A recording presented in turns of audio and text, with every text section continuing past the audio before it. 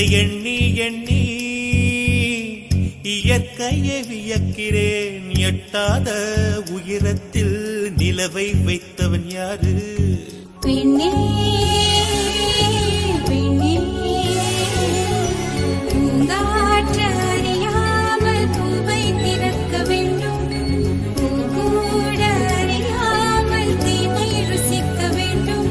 ஆன உலகை ரசிக்க வேண்டும் நான் உன் போன்ற பெண்ணோடு.